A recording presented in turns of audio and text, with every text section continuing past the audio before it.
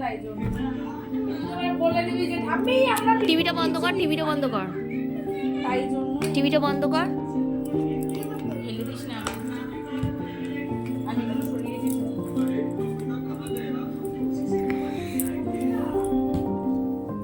খা mutton biryani, mutton তো দেখে বুঝতে পারছি আমি। নে ঠিক করে চামচ ধর।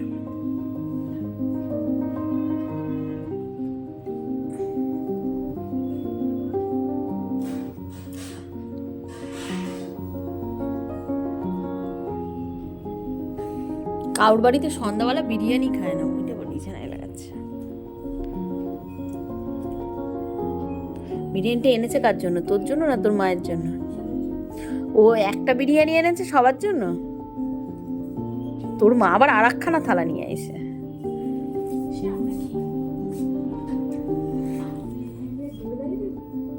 না না তুই থালা তুলে খা, এইভাবে খাওয়া যায় নাকি চামচ দিয়ে? হাত দিয়ে আলু দেয়নি,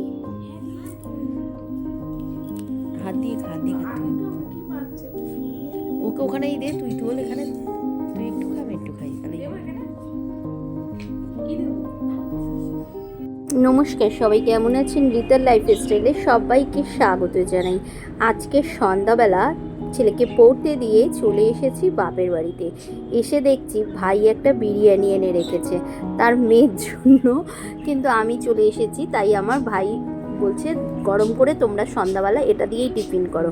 ভাইয়ের বউ গরম করে নিয়ে এসছে, তাই আমরা সবাই মিলে বিরিয়ানিটাকে, একটাই বিরিয়ানি কিন্তু সবাই মিলে আমরা খুব মজা করে খাচ্ছিলাম।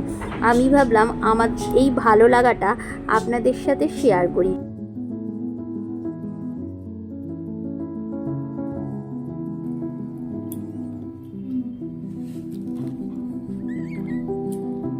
বিরিয়ানি খাওয়া